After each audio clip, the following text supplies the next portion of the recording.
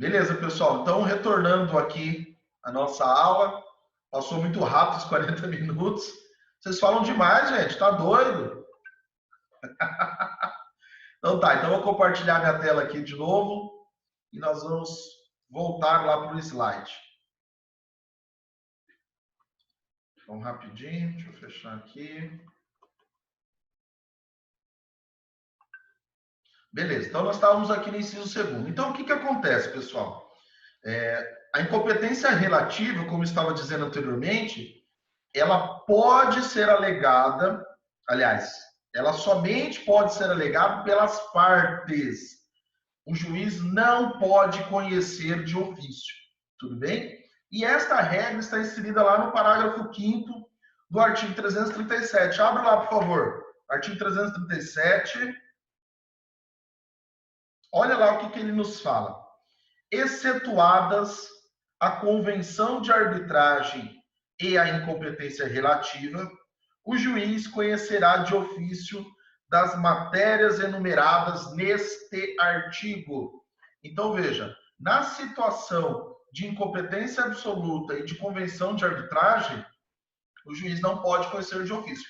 Todas as outras matérias que nós vamos ler, que nós estamos falando aqui no artigo 337, mesmo que a parte não alegue, o juiz poderá conhecer de ofício, tá? Mas incompetência relativa, não. Então, como eu estava dizendo para vocês, eu já protocolei situações aqui no escritório, sabendo, obviamente, que era incompetente o foro de Sinop, ou que era incompetente um outro foro, mas estrategicamente nós o fizemos assim. Por quê? Fizemos um risco, né? Avisei o cliente, olha, professor, doutor, eu quero executar esse cheque. Você pega o cheque, verifica que a praça do cheque é Lucas do Rio Verde, o cheque ele foi nominado para Lucas do Rio Verde, enfim. Está claramente evidente que o cheque é de competência em Lucas e não em Sinop. Professor, doutor, mas esse cheque foi o pessoal me passou aqui. Tá, ele te passou aqui, mas a praça dele é Lucas. Ou seja, nós, para executarmos esse cheque, o correto será a comarca de Lucas do Rio Verde. E aí os clientes falam, mas daí é muito caro e tal, tem alguma outra saída? Tem. Nós podemos entrar com esse processo em Sinop, entretanto, porém, todavia, se a parte contrária alegar a incompetência relativa lá em sede de preliminar, na contestação, ou lá nos embargos de declaração, nos embargos à execução, esse processo vai ser encaminhado para lá. Então, existe um risco. E aí ele pergunta, mas e se eles não alegarem? Bom, se eles não alegarem, Sinop fica como competente. Cabe você me dizer se você quer arriscar ou não. Não, doutor, vamos arriscar. Beleza. Protocolou a ação. Muitas vezes a pessoa perde prazo para contestar, porque sabe que deve, ou não apresenta embargos, enfim. Sinop fica como sendo a comarca competente e o processo segue aqui. Tudo bem? Tranquilos? E aí nós temos a segunda opção, que é a segunda forma de preliminar de incompetência relativa, que é em razão do valor da causa. Pessoal, essa em razão do valor da causa é bem contraditório isso, viu? Apesar que nós estudamos assim, a doutrina traz dessa forma, né? O Daniel Amorim, ele traz em razão do valor da causa como sendo incompetência relativa. Já vi algumas doutrinas que trazem a incompetência em razão do valor da causa como absoluta e não relativa. E por quê? Eu vou explicar para vocês. Porque veja só, se eu entrar com um processo acima de 40 salários mínimos, o juizado especial civil estadual, né, que é regido pela Lei 9.099 de 1995, na hora que eu entrar com esse processo e o juiz verificar que o valor da causa supera o valor estabelecido pela lei, ele já vai declarar a incompetência e vai julgar extinto o processo. E aí você, olha, professor, mas como assim? Como que ele pode conhecer de ofício? Porque a lei 9.099 deixa bem claro que o juizado especial é limitado aos valores estabelecidos lá pela sua própria lei, pela sua própria regra. Então, vejam, se ultrapassa o valor da causa e esse processo foi protocolado lá no juizado especial, o próprio juiz poderá analisar e conhecer de ofício e determinar a extinção, o arquivamento do processo ou o encaminhamento para a vara competente, em razão da sua incompetência. Tudo bem?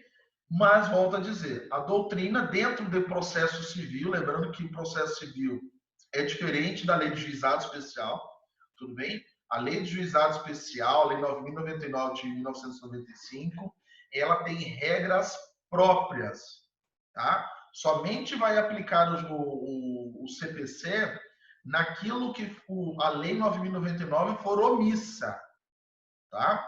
Então, veja, professor, eu quero advogar em juizado, quero pegar valores baixos, quero entrar com várias ações de indenização, cobrança, execuções de cheque. Pode.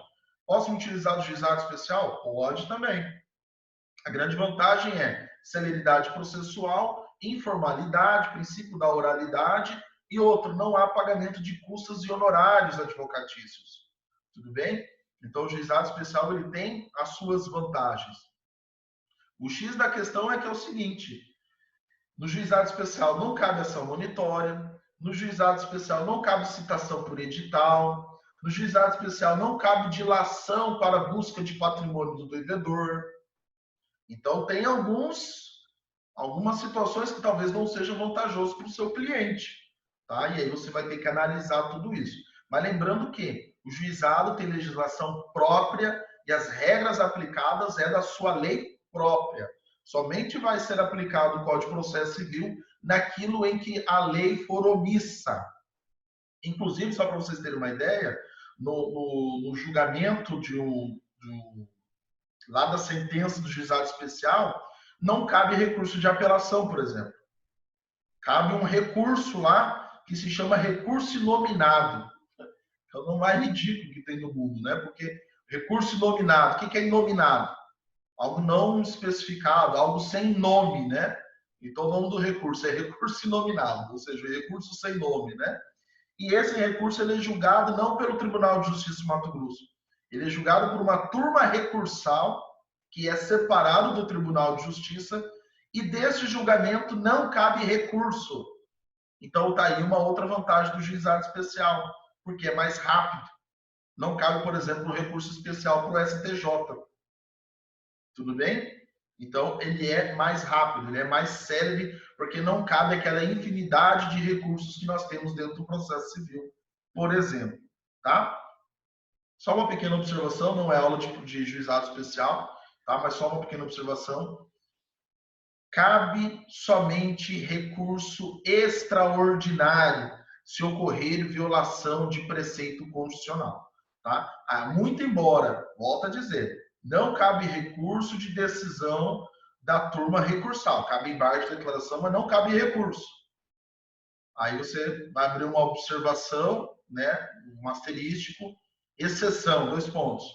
Cabe recurso extraordinário por violar preceito constitucional. Essa é a única exceção.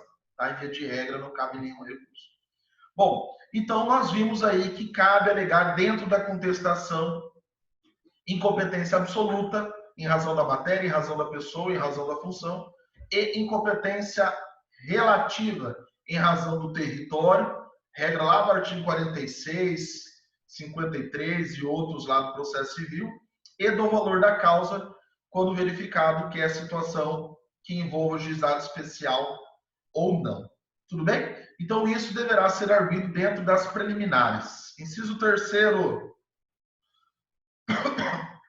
Inciso terceiro fala sobre a incorreção do valor da causa. Pessoal, bem engraçado isso, porque no CPC antigo, no CPC de 73, que foi o CPC que nós estudamos, né? Eu estudei durante muitos anos e lecionei também durante alguns anos.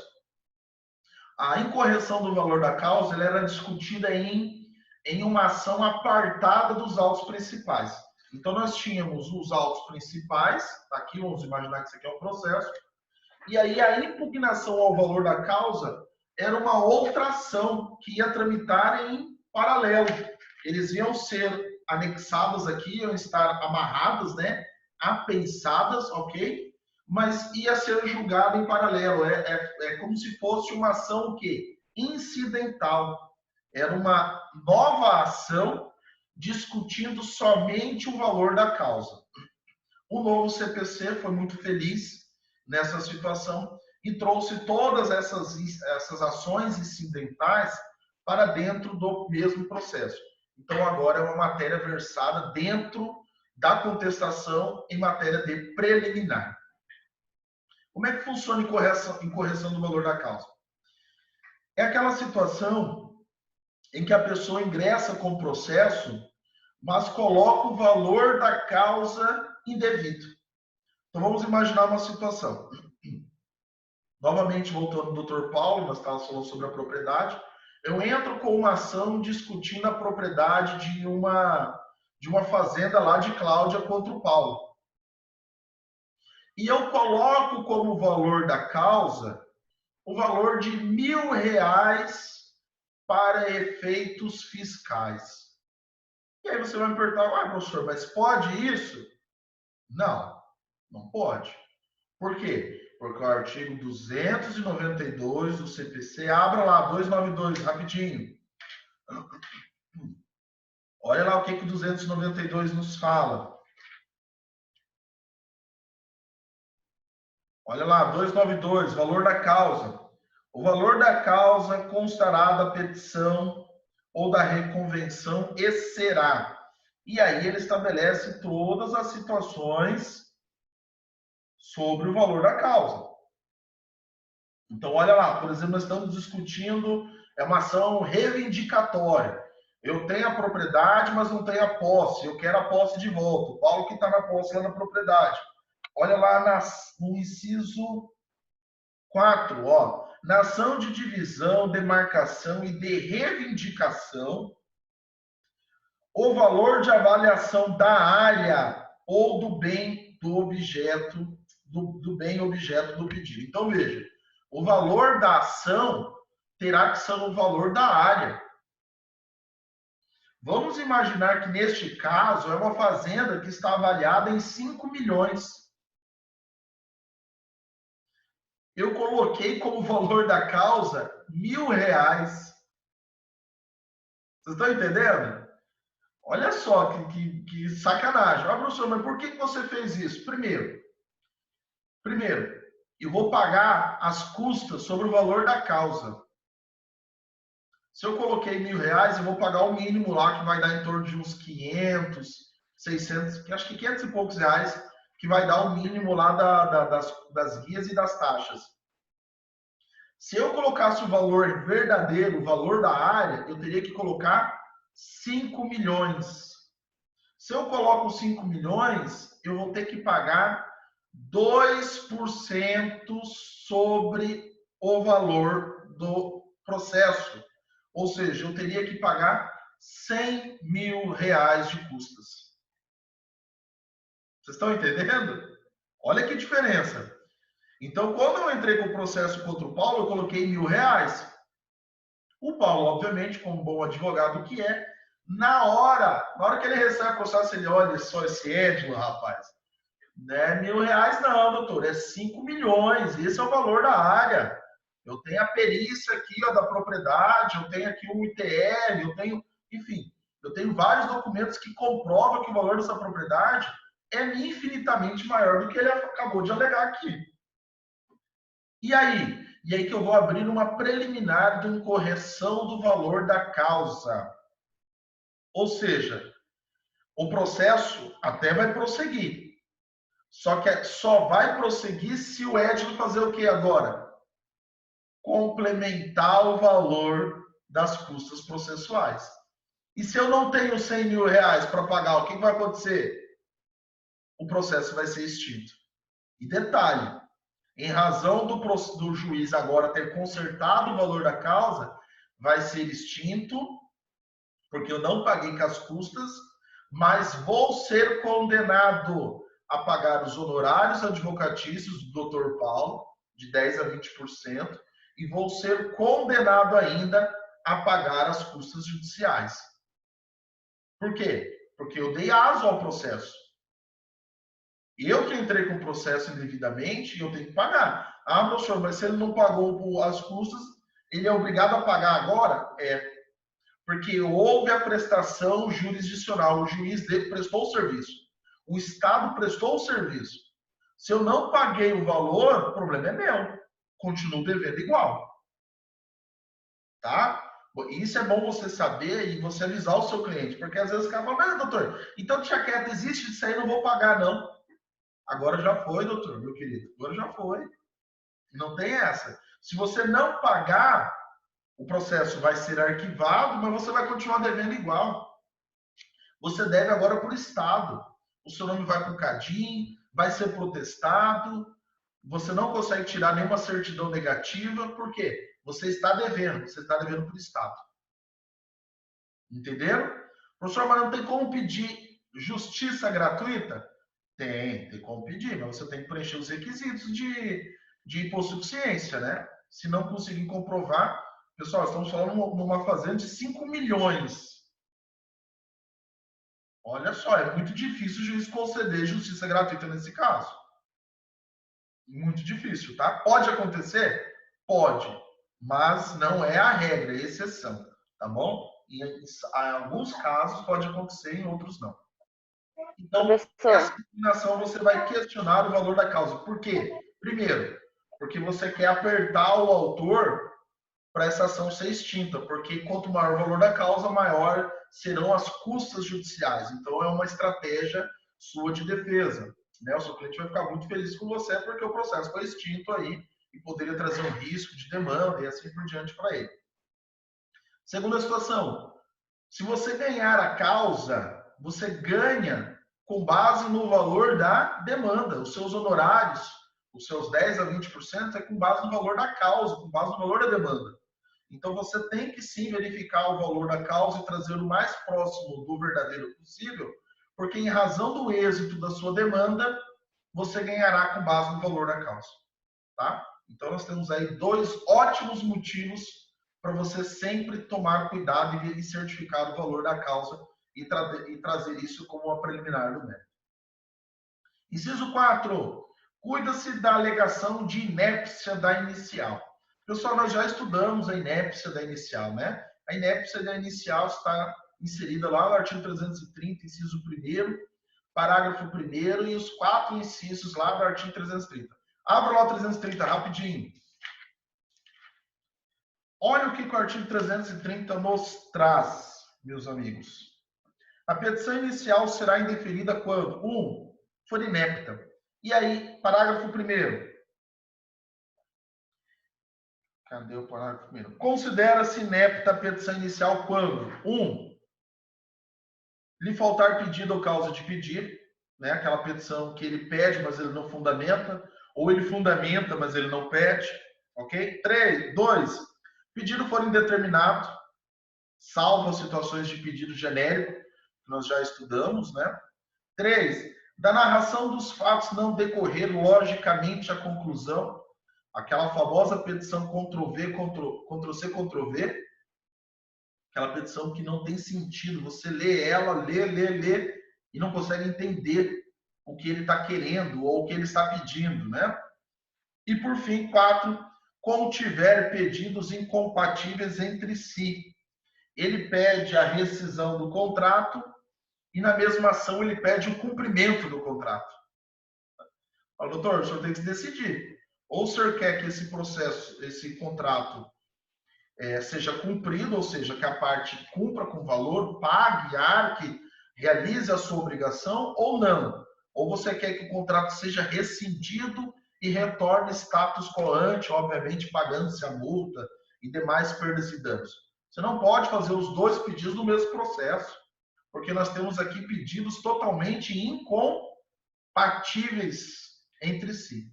Tá? Então, o momento de você alegar a inépcia da inicial, porque, volto a dizer, pessoal, quando você ingressa com a petição, né, nós vimos isso em todas as aulas que nós já estudamos, quando você entra com o processo, o juiz ele fará essa análise preliminar inicialmente. Tá? Ele já vai verificar, porque, volto a dizer, todas as matérias que nós estamos falando, É tudo matéria que o juiz pode conhecer de ofício, mesmo antes do réu ser citado. Então, se o juiz, protocolei a inicial, o juiz verificou que é caso de inépcia, ele nem precisa citar o réu. Ele mesmo já determina. Intime-se o autor para emendar a petição inicial, para melhor dizer o que ele quer, para esclarecer determinado assunto, tal, sob pena de inépcia da inicial. Ele já pode fazer isso. Tudo bem? Por quê? Porque é uma das matérias em que o juiz poderá indeferir a petição inicial. Poderá julgar extinto o processo sem a resolução do mérito, sem problema algum. Agora, imaginando-se que passou batido pelo magistrado, o magistrado não viu a inépcia, ele esqueceu de fazer uma leitura minuciosa, é muito processo, é muita coisa, passou batido, e aí? E aí que você, como réu, não pode deixar isso passar batido. É seu dever, como um bom advogado, como uma boa advogada, trazer essa impugnação da inépcia da inicial. Falar, excelência, a inicial está muito mal feita, está mal elaborada. Ele não fundamentou, ele não pediu, o pedido é indeterminado, ele pediu cumprimento, mas não fala qual é a cláusula, não fala quais são os termos. O processo está mal feito, está ininteligível, eu não consigo entender o que ele quer. Tudo isso deverá ser arguido como preliminar ao mérito pelo réu dentro da sua contestação. Os incisos 5, 6 e 7 tratam respectivamente da perempção, litispendência e coisa julgada. Pessoal, 5, perempção. Perempção é quando o processo é julgado extinto por mais de 3 vezes, por abandono de causa. Olha lá o que o artigo 486, parágrafo 3º do CPC nos fala. Abra lá, por favor, 486,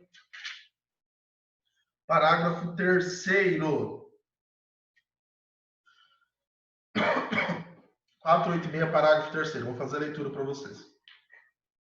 Se o autor der causa por 3 vezes a sentença fundada em abandono da causa, não poderá propor nova ação contra o réu com o mesmo objeto, ficando-lhe ressaltada, entretanto, a possibilidade de alegar em defesa o seu direito. Então, olha só, o autor entra com o processo, mas ele deixa o processo ser extinto por abandono de causa. E aí você vai me perguntar, professor, o que é abandono de causa? Abra o artigo 485 do CPC. 485, inciso 3º. Olha lá o que o 485, inciso 3º nos fala. Então, o 485. O juiz não resolverá o mérito quando? 3º. Por não promover os atos e as diligências que lhe incumbiram, o autor abandonar a causa por mais de 30 dias. Então, o que é abandono de causa? Eu, magistrado, intimo Dr. Marcelo Suzuki para manifestar no processo sobre uma determinação X. Passa 5 dias, 10, 15, 20, 30 dias e o Marcelo Suzuki nada o faz. Ok? Lembrando que o Marcelo, né, está representando os interesses do autor. Pessoal, o processo é para trazer a jurisdição, trazer a tutela jurisdicional em defesa dos interesses do autor no primeiro momento, porque é ele que está se socorrendo do judiciário. Agora, se ele não está interessado no processo, eu, magistrado, que tem que estar interessado, quem tem que ser interessado é o autor. Eu estou dando um impulsionamento, né? Princípio do impulso oficial. O juiz tem que fazer o processo caminhar. Mas eu estou dando as diretrizes, o autor não está correspondendo, eu peço para ele anexar o documento, ele não anexa. Eu peço para ele manifestar sobre isso, ele não manifesta. Eu estou entendendo. Quem tem que fazer é você, autor. Eu não sou dono do seu processo, o processo é seu. Eu só estou dando o encaminhamento devido. Mas se eu te peço determinado ato e você não cumpre, eu vou entender o quê? que você não quer o processo, que você está abandonando a causa. E por esse motivo eu vou extinguir o processo por abandono de causa. Se isso acontecer por 3 vezes, envolvendo as mesmas partes, o mesmo objeto, vai ocorrer o que chamamos de perempção. Significa que a parte não mais pode entrar com aquele processo. Ela perdeu o direito de entrar com aquele processo. Legal? Conseguiram entender isso? Beleza? Então tem que tomar muito cuidado, tá? Essa é a única exceção do processo civil com relação a isso. Tá? Lembrando que as 3 vezes que o processo foi extinto, tem que ter sido extinto por abandono de causa. Se uma vez for extinto por legitimidade, outra vez por abandono e outra vez por falta de interesse de agir, por exemplo, ele pode entrar de novo. Por quê? Porque abandono de causa ocorreu somente uma vez. Tudo bem? Tranquilos? Somente em razão de abandono de causa. O inciso 6 nos traz sobre a litispendência. Pessoal, a litispendência ocorre quando o processo é idêntico. Essa é a palavra de ordem. É bem simples, tá? Quando que ocorre a litispendência, professor? Quando o processo é idêntico. É as mesmas partes, é os mesmos fatos, é os mesmos fundamentos, são os mesmos pedidos. Pessoal, é o mesmo processo. É o mesmo processo. Vamos imaginar. Eu entro com o processo. Meu Deus, a garganta está terrível aqui. Eu entro com o processo contra o Paulo, doutor Paulo, ação reivindicatória, lá em Cláudia. A propriedade é em Cláudia. E aí eu entro com o mesmo processo aqui em Sinop. Ué, professor, mas por que você fez isso? Eu falei, pai, quer saber? Eu vou entrar com os 2 processos. O que for mais rápido é melhor. Antigamente acontecia muito isso. Da pessoa protocolar a mesma ação 2 ou 3 vezes. Obviamente que alguns advogados faziam de forma má fé, né? De forma malandragem, essa é a verdade, né? Por quê? Ele protocolava a ação 3 vezes, a mesma ação. Era o mesmo processo, igual, tudo igualzinho. Protocolava 3 vezes o mesmo processo. Por quê? Porque vamos imaginar que ele tinha um acerto com o magistrado da segunda vara. E aí, o que acontecia? Ele protocolava os 3 processos. Aí, por distribuição automática, um caía na terceira, outro caía na primeira, e aí o último caía na segunda vara. O que ele fazia? Ele via nos outros 2 processos da terceira e da segunda e pedia o cancelamento da distribuição. Mas, professor, mas pode fazer isso? Sim, ele não anexava a procuração dos processos. Aí o juiz vinha e intimava, olha, intime o seu advogado autor para anexar a procuração sob pena de cancelamento da distribuição. Aí ele não anexava a contestação, a procuração, e aí o juiz da terceira, da primeira, extinguiu o processo por cancelamento de distribuição, sem que o réu fosse intimado, pagamento, nada. E aí o que acontecia? O processo da segunda vara, que é aquele que ele queria que o processo continuasse, esse seguia lá, então, firme e forte. Tá? Mas, muitas vezes, não dava tempo, porque ele protocolava na segunda, protocolou 3, né? Caiu na primeira, segunda e terceira. Ele queria o da segunda continuasse. Mas o juiz da terceira já recebia o processo, já intimava o réu. O da primeira também já recebia, já intimava o réu. Quando viu, o réu era citado em 2 ou 3 processos da mesma causa. O mesmo processo, tratando a mesma situação em juízos diferentes. E aí? E aí que você, obviamente, como um advogado, uma advogada bem instruída, você vai pedir a extinção dos demais processos duplicados. E, obviamente, você vai pedir o quê? Os honorários advocatícios, porque é uma litispendência. Você vai falar, excelência, não sei o porquê, mas ele entrou com o mesmo processo por mais de uma vez, né, processos idênticos, e eu quero a extinção desses demais processos. E em razão disso, obviamente, eu quero o quê? Que ele seja condenado em custos, honorários e demais condenações legais. Pessoal, e aí você vai falar, professor, mas e aí, qual dos 3 processos que será o correto, que deverá prosseguir o julgamento? Abram, por favor, o artigo 59 do CPC. Artigo 59. Artigo 59 do CPC. Pessoal, de novo, já apareceu um negocinho de 10 minutos aqui. Tá? Se cair, vocês já sabem o que aconteceu. Tá? Já 7 minutos falta. Já vou encerrar, vou abrir outra, tá? Olha lá o que o artigo 59 nos fala. O registro ou a distribuição da petição inicial torna prevento o juiz. Lê de novo. O registro ou a distribuição da petição inicial torna prevento o juiz. Significa que o processo que ele primeiro protocolou é o processo que deve prosseguir. Todos os demais deverão ser julgados extintos. Entenderam? Então, a regra para se descobrir quem é o juízo prevento, quem é o juiz competente para julgar esses processos, é aquele processo que primeiro foi protocolado. Então, vamos imaginar, ele protocolou 3 processos. O primeiro, como eu disse a vocês, caiu na terceira vara. O segundo caiu na primeira e o terceiro, no último processo, caiu na segunda. O juízo competente é o juízo da terceira vara civil, porque é o primeiro protocolo que ocorreu, é o primeiro registro, é a primeira distribuição da petição inicial. Tudo bem? Então, o processo que caiu na primeira vara e na segunda vara deverão ser julgados extintos por litispendência.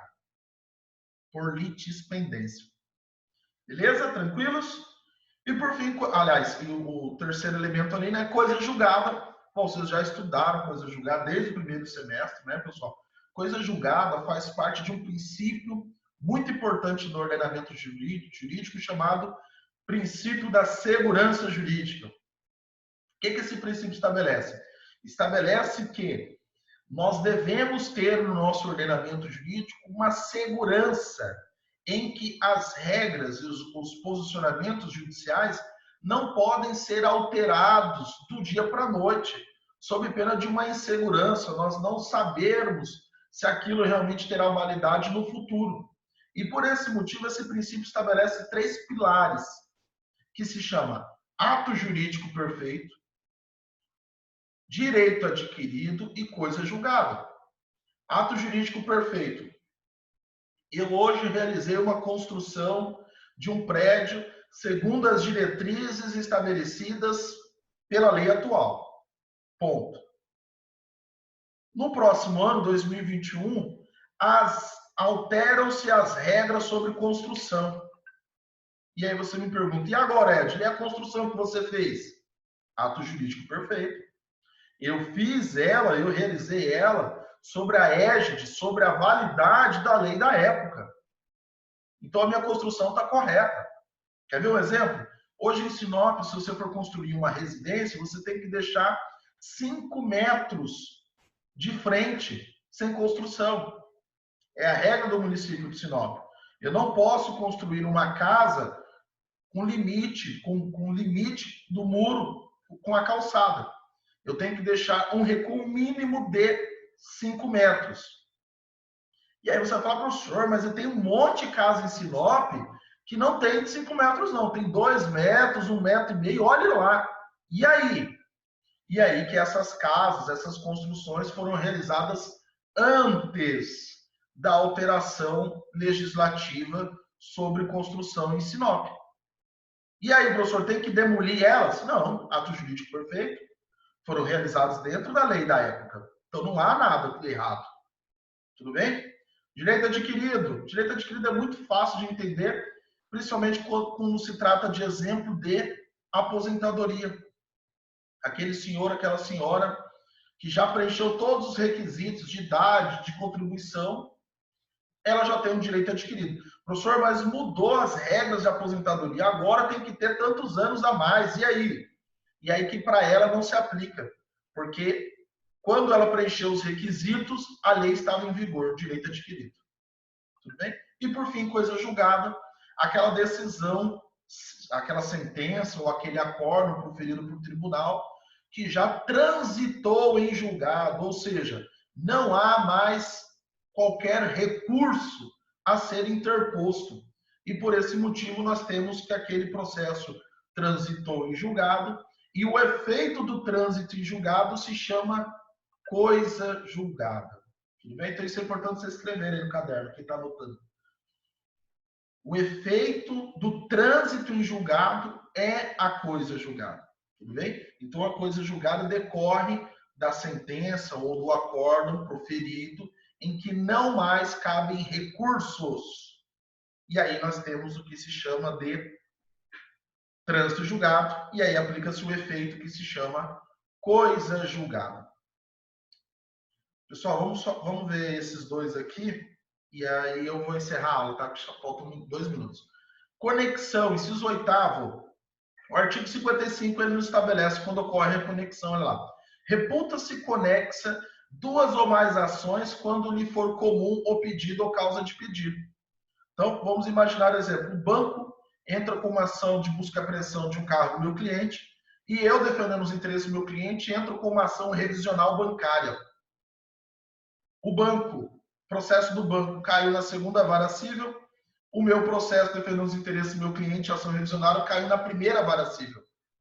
São processos que estão em varas distintas, mas são processos que tratam do mesmo assunto, do mesmo objeto, que é o contrato de financiamento. O que vai acontecer? O que vai acontecer é que esses processos devem ser conexos, eles têm que ser julgados em conjunto. Por que eles têm que ser julgados em conjunto? Porque se o juiz da primeira vara der uma decisão diferente da segunda vara, imagina que bagunça que ia ser. Então, por esse motivo, você, conhecedor do direito, vai pedir a conexão dos processos. E aí você vai perguntar, professor, mas quem é o juízo competente? Regra do artigo 59. Qual foi o processo que foi protocolado primeiro? E aí nós vamos saber, então, qual é a conexão. Pessoal, vou encerrar aqui, para não desligar a cara de vocês. Tá? Vou encerrar aqui e já mando a novo link para vocês lá, tá bom? Rapidinho aqui.